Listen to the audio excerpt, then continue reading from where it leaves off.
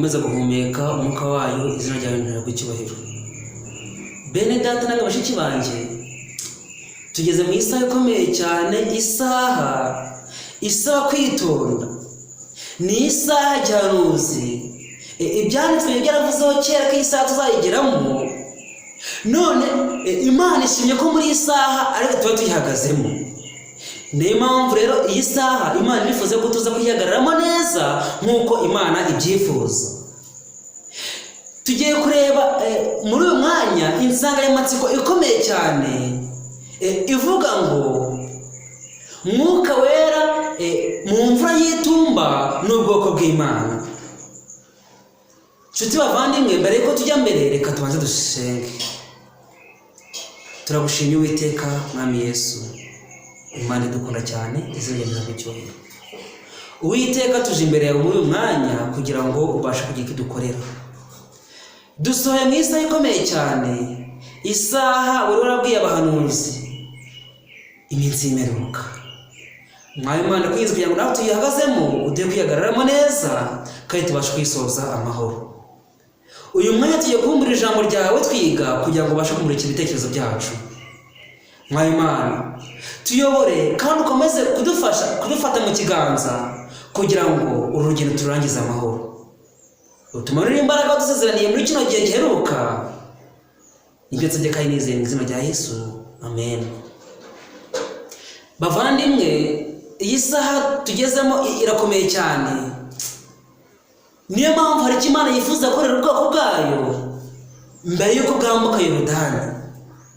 Imana irashaka kubanza kutwambika imbaraga kugira ngo tubashe gukora uyu murimo uheruka tudafite ubwoba. Abantu benshi bafite ubwoba, ariko abanyabwa n'abatizera umugabane wabo ni ukurimbuka. Niyo mpamvu rero Imana dusezeraniye imbaraga Mwuka Wera kugira ngo tutazagira ubwoba. Ariko nitubona Mwuka Wera dufite muri kino gihe, ni ngombwa ko ubwoba tuzabugira. Ariko nituba dufite Mwuka Wera, ndahamya nashidikanya yuko nta bwoba tuzagira. Tugiye gutangiza icyigisho cyacu n'isomo riboneka mu gitabo cy'ibyakozwe n'intumwa, igice ni icya mbere ku murongo wa 8. Hari isezerano Imana yasezeraniye ubwoko bwayo. Havuga ngo icyakora muzahabwa imbaraga Umwuka Wera nabamanukira, kandi muzaba abagabo bo kumamya i Yerusalemu n'i Yudaya yose n'i Samariya no kugeza ku mpera y'isi. Ahangaha Yesu abwiye abigishwa be yuko icyakora bazahabwa imbaraga Umwuka Wera nabamanukira, kandi yuko umunsi uwo Mwuka Wera bamuhawe aribwo bazabasha guhamya ibya Kristo neza. Aya magambo Yesu yabwiye abigishwa be igihe yari agiye kujya mu ijuru, bari ku musozi wa Elayono. Maze akimara kubabwira ayo magambo ngo yaje kuzamurwa mu ijuru bamureba, nuko abigishwa ngo bahita basubira i Yerusalemu. Reka turebe isomo riboneka mu byakozwe n'intumwa, igice ni icya mbere. None ku murongo wa 12 haravuga ngo basubira i Yerusalemu bavuye ku musozi witwa Elayono, uri bugufi bw'i Yerusalemu nk'urugendo rwo kugendwa ku isabato.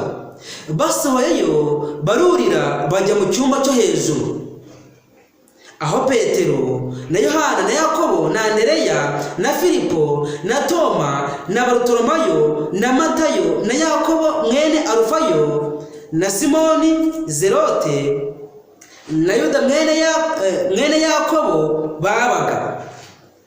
Ahangaha batubwiye yuko abigishwa ba Yesu basubiye i Yerusalemu bakimara kumva amagambo Yesu yarababwiye, kandi Yesu nawe yari yasubiye mu ijuru. Ntabwo bari bwongere kumubona, ahubwo bari buzamubone agarutse. Maze Yesu akimara gusubira mu ijuru, abigishwa bahise berekeza inzira igana i Yerusalemu. Kandi bageze i Yerusalemu ntabwo bigeze bajya mu ngo z'iwabo, ahubwo bose bahise bafata umwanzuro wo kujya mu cyumba cyo hejuru kugira ngo basabe rya sezerano Yesu yaramaje kubasezeranira mu kanya. Nuko bageze mu cyumba cyo hejuru batangiye gusenga. bamaze iminsi 10 mu masengesho basenga. Igihe ngo basengaga ku munsi wa 10 urangiye nibwo Mwuka Wera aje kumanukira. Biboneka mu gitabo cy'Ibyakozwe n'Intumwa mu gice cya 2. Reka ayo magambo tuyasome. Aravuga ngo Ibyakozwe n'Intumwa igice cyaho ni cya 2 ku murongo wa 1. Uko Mwuka Wera yamanukiye intumwa, haravuga ngo umunsi wa Pentekote usohoye bose bari hamwe mu mwanya umwe bahuje umutima.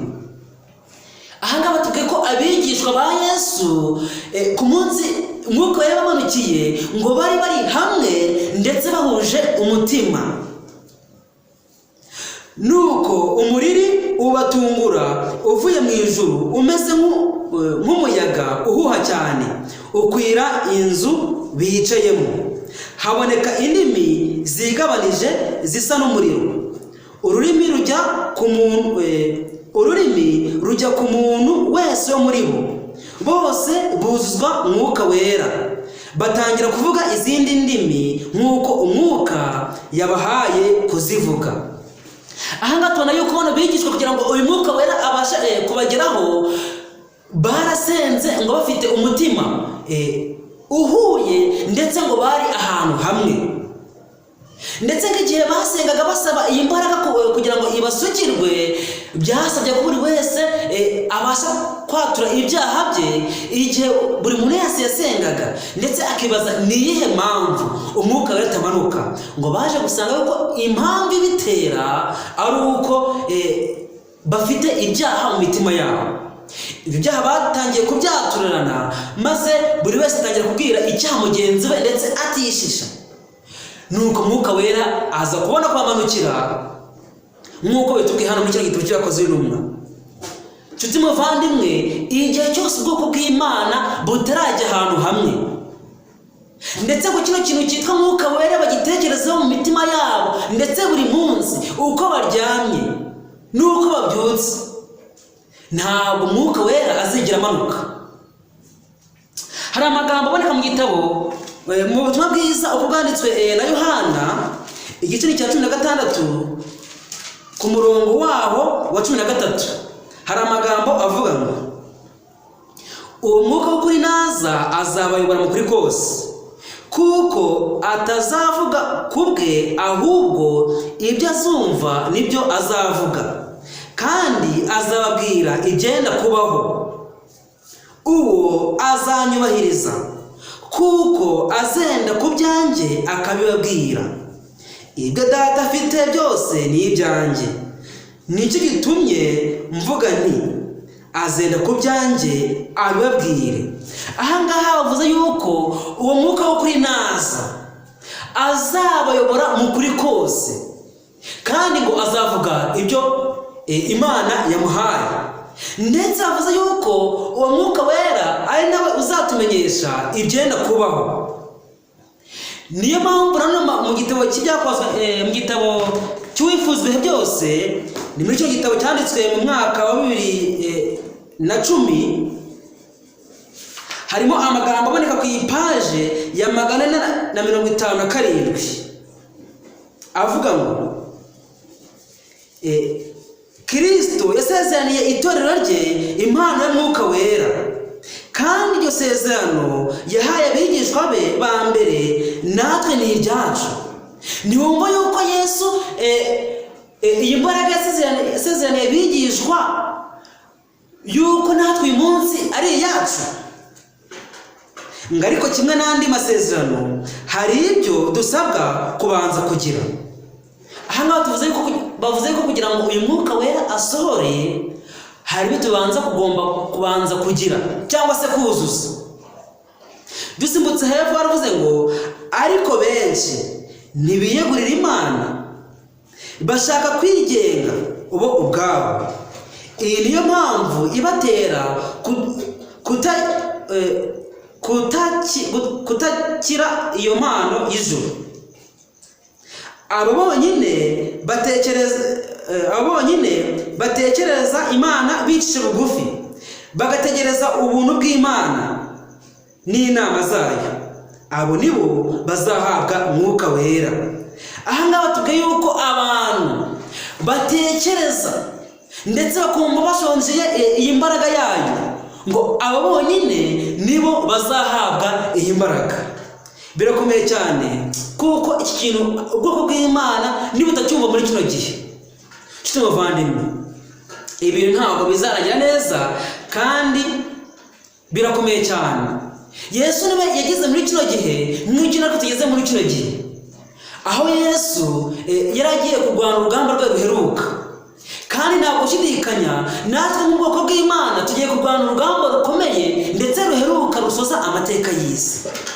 Yesu igihe agiye kubambwa nawe yagiye gusaba umwuka wera, ndetse hari n'amagambo Bibiliya avuga ko Yesu yahabwaga umwuka wera buri munsi. Niyo mpamvu natwe dukeneye umwuka wera buri munsi. Ariko igihe Yesu agiye kwinjira mu rugamba rukomeye, yagiye mu gashamba k'Getsemani nk'uko mu bisomo igitabo cy'Uwifuza ibihe byose, nuko atangira gusenga. Asenga ku nshuro ya mbere, ariko Imana ntiyaza kugira icyo imubwira. Ku nshuro ya kabiri Imana ntiyagira icyo imubwira. Ku ya gatatu, bigeze ku nshuro ya gatatu, baranditse baravuga ngo Imana yohereje umumarayika kugira ngo amukomeze. Reka tubirebe mu gitabo cy'Uwifuza ibihe byose ku ipaje ya 470. Ku ipaje ya 470 hari amagambo avuga ngo Kristo yakomeje kugira uburibwe, ariko kwiheba no gucika intege birayoyoka. Urugamba rwari rugikomeye, ariko yahawe imbaraga zo kururwana. Haleluya! Kristo yahawe imbaraga zo kurwana uru rugamba. Yagize umutuzo udasanzwe, mu maso he haranzwe no kugira amahoro akomotse mu ijuru. Yari yashoboye kwihanganira ibyo umuntu wese adashobora kwihanganira, kuko yari yasogongeye ku buribwe bw'urupfu mu cyimbo cya buri muntu wese utuye ku isi. Aha ngaha igihe umumarayika yamanukaga aje gukomeza Kristo, yamuhaye imbaraga ndetse tuvuga ko Yesu agira umutuzo, abasha kumva yongeye kugira umutuzo, nubwo uburibwe bw'icyaha butahise bugabanuka mu mubiri we. Inshuti muvandimwe, natwe tugeze mu isaha ikomeye cyane nk'iyi ngiyi Yesu yagezemo, isaha isiba kugira ngo umuntu ahabwe umwuka wera, kandi umwuka wera tutamuhabwa ntabwo uru rugamba tuzarurangiza. Inshuti muvandimwe, tugiye kureba andi magambo aboneka mu gitabo cyanditswe n'umuhanuzi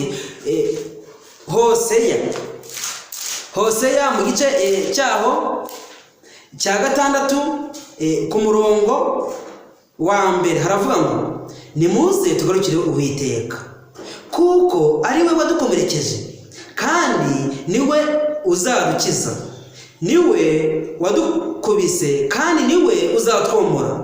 Azaduhembura tumaze kabiri, ku munsi wa gatatu azaduhagurutsa kandi tuzabaho turi imbere ye.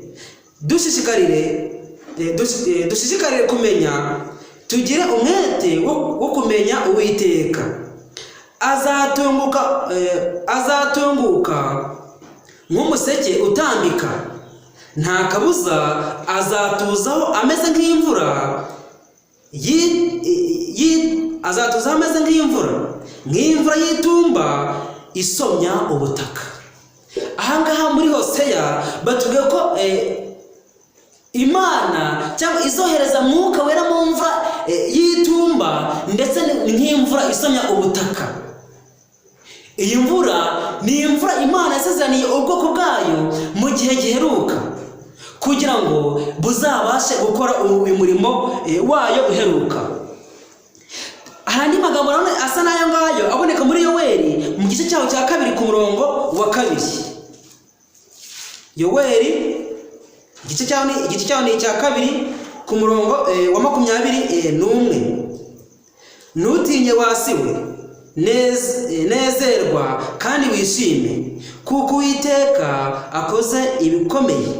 Ntumutinye mwa nyamaswa zo mu ishyamba mwe, kuko ubwatsi bwo mu butayu bumeze, n'ibiti byeze imbuto zabyo, umutini n'umuzabibu byeze cyane. Noneho munezerwe abantu b'i Siyoni mwe, nimwishime Uwiteka Imana yanyu, kuko ibahaye imvura y'umuhindo ku rugero rukwiriye, kandi ibavubiye imvura y'umuhindo n'iy'itumba nk'ubwa mbere. Aha ngaha batubwiyemo ikintu gikomeye cyane, yuko wa bwoko bwa Isirayeli we, ishime unezerwe yuko Uwiteka aguhaye imvura y'umuhindo n'iy'itumba mu gihe gikwiriye. Nshuti muvandimwe, iri ni isezerano rikomeye cyane Imana yageneye ubwoko bwayo muri kino gihe giheruka, kugira ngo babashe gusoza umurimo.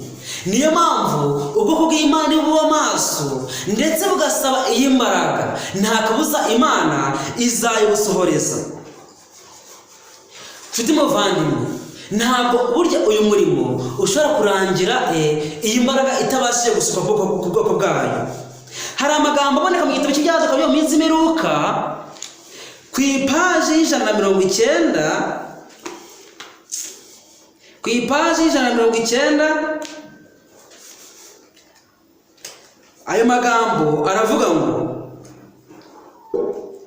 gusukwa k'Umwuka Wera ku itorero biracyafatwa nk'ibizabaho mu gihe kiri imbere, ariko ni amahirwe y'itorero ko ryamwakira uhereye ubu ngubu. Mushake, musengere, muwizere, tugomba kuwuhabwa kandi ijuru ritegereje kuwuduha.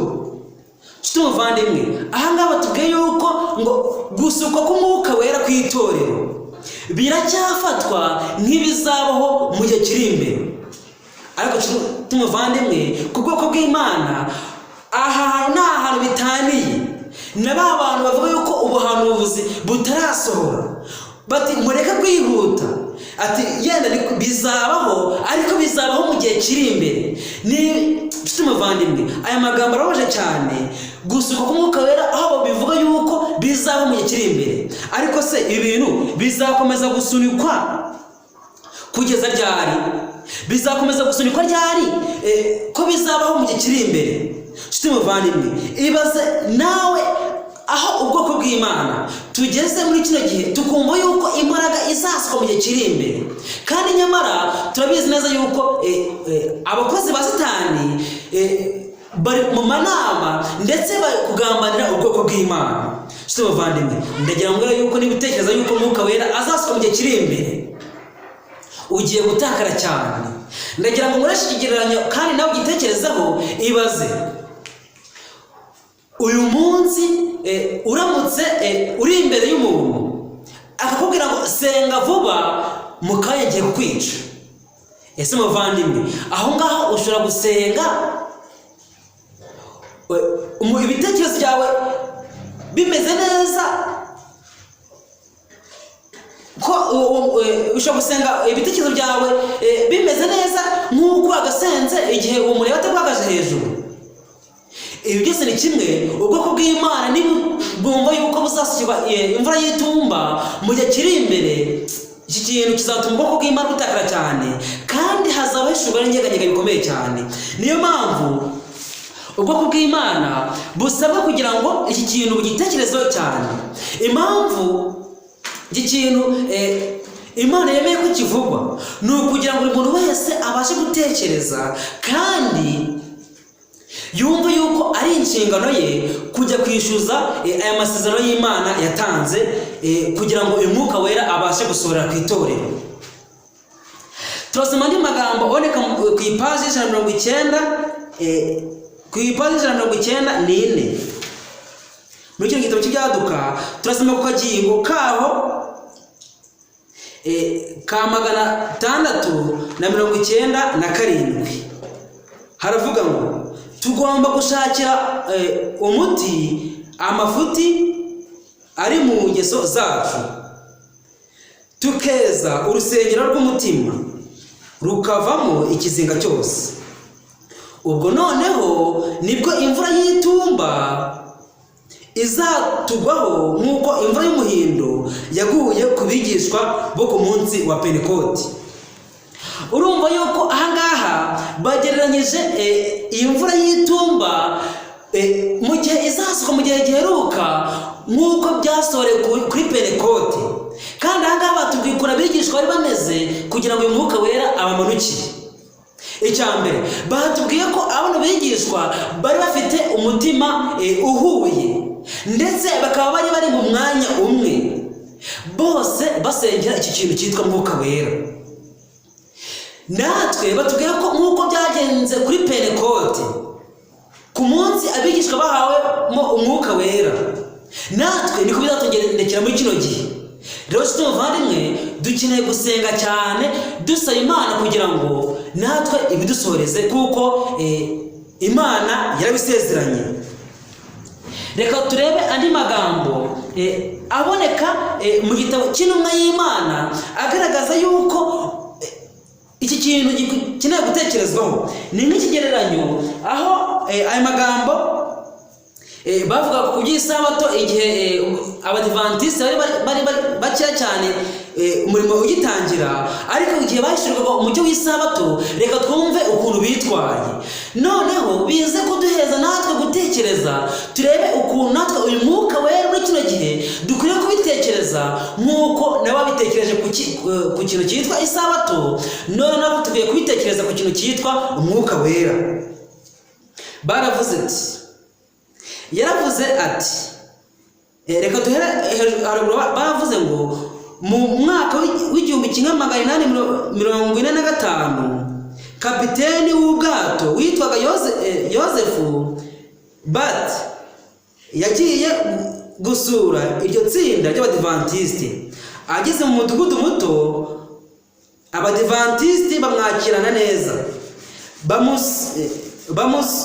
bamusubiza ibyo yababazaga byerekeye iby'isabato banezerewe. Yosefu Bate yiga yitonze amasomo bamweretse. Bamuhaye agatabo kanditswe na Bwana Prebe kerekana isabato yahinduwe n'abantu bishakiraga kubahiriza umunsi wa mbere w'icyumweru mu cyimbo cy'isabato. Bwana Bats yabyitayeho cyane, yaravuze ati, ni koko ibyo ni iby'ukuri, isabato niwo munsi wa karindwi, niwo munsi w'Imana yashyizeho mu irema, kandi ntabwo yigeze iwuhindura. Umunsi wa karindwi uracyari isabato y'Uwiteka. Icyakora Bwana Bats ntiyabashije guceceka iyo nkuru, iyo nkuru nziza. Yagombaga kujya kuyibarira abadivantiste bari mu mudugudu yari atuyemo. Aherako ataha ubwo. Bugufi bwiwe hari iteme. Atangiye kunyura kuri iryo teme, ahura n'umutware w'akarere.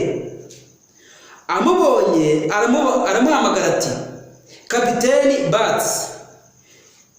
Bats we, ni amakuru kira? Aramusubiza ati, amakuru nuko umunsi wa karindwi ariwo sabato y'Uwiteka. Ahangaha urumva yuko uyu mugabo wari amaze gusobanukirwa isabato y'umunsi wa karindwi icyo ari cyo, bamushuhuje ngo ni amakuru kira. Yasubije ko amakuru ari isabato y'umunsi wa karindwi. Nshuti muvandimwe, natwe muri kino gihe giheruka dukeneye kwinjiza kino gitekerezo mu mitima yacu cy'umwuka wera, ndetse tukabihereza agaciro cyane. Umuntu akabitekerezaho. Niba umuntu anagushuje, binabaye ngombwa wamera nk'uyu mugabo basuhujije akikiriza mu mvugo y'icyo yari amajije gusobanukirwa. Ariko ikintu batubwiye cyabaje ni uko bavuze ko ubwoko bw'Imana buracyafata yuko umwuka wera azasohora ku itorero mu gihe kiri imbere. Ariko nshuti muvandimwe, iyi ni isaha nziza ikomeye cyane. Mwuka Wera agiye gusohorera ku bwoko bw'Imana mu gihe cyo bari buze kuba bamusabye. Hari amagambo aboneka mu gitabo cyitwa Maranatha, ngira ngo adufasha kuzamura ibyiyumviro byacu ndetse kino kintu tugitekerezeho cyane.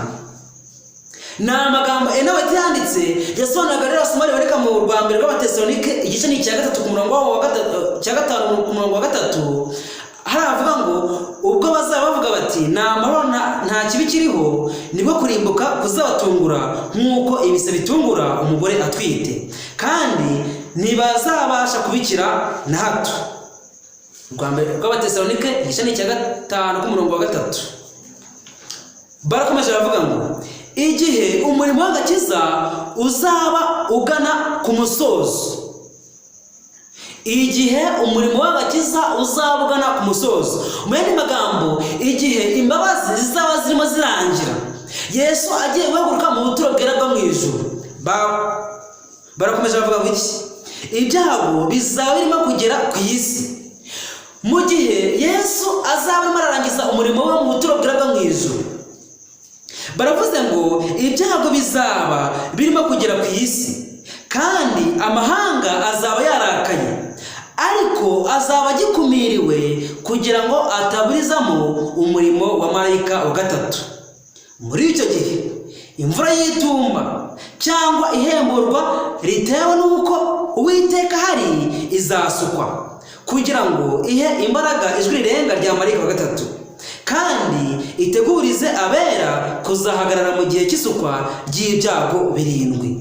Ahangaha batubwiyemo amagambo akomeye cyane yuko mu gihe umurimo w'agakiza uzaba ugera ku musozo, ndetse no mu gihe ibyago bizaba biri kwisuka ku isi, igihe amahanga azaba yarakaye, icyo gihe havuze yuko imbaraga y'imvura y'itumba izasuka ku bwoko bwayo kugira ngo itegurire ubwoko bw'Imana guhagarara mu gihe cy'isukwa ry'ibyago 7.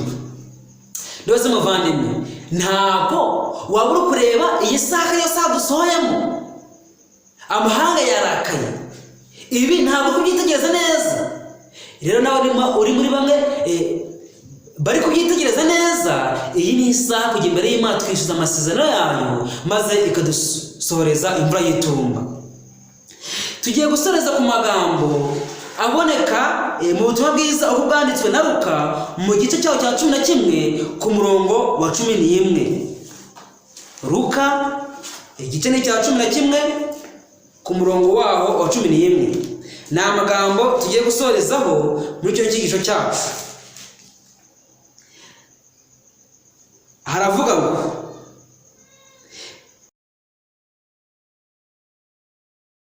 umwana yamusaba umutsima akamuha ibuye, cyangwa ifi akamuha inzoka, cyangwa yamusaba igi akamuha scorpion. None se ko muzi guha abana banyu byiza kandi muri babi, so mu ijuru ntazarushaho rwose kubaha Mwuka Wera aho musaba? Iki ni ikibazo basorejeho batubwira yuko niba tubasha guha abana bacu ibyiza, so mu ijuru ntazabasha guha Mwuka Wera aho musaba? Nahawe icyo kiri kwitekerezaho, ndetse Imana ikabasha kukidusohoreza muri kino gihe giheruka. Ibyo byose abiye buri muntu wese uteze amatwi kino cyigisho mu izina rya Yesu, amen. Reka dusoze n'isengesho. Urakoze Data Wera, Imana ikomeye cyane, tugushimiye kubw'amagambo meza udukanguye, izina ryawe rihabwe icyubahiro. Mwami Yesu, tubonye yuko hariho kwibesha yuko Mwuka Wera azasuka mu gihe kiri imbere, ariko tubonye neza yuko Mwuka Wera agiye gusuka muri kino gihe. Duhe umutima wo kumwakira, maze Mwami Yesu ubwo ugiye kugaruka bidatinze tuzagusanganire twishimye. Komeza kuba natwe, ufashe abateze amatwi kino cyigisho. Ibyo ngize ubuntu mu izina rya Yesu, amen.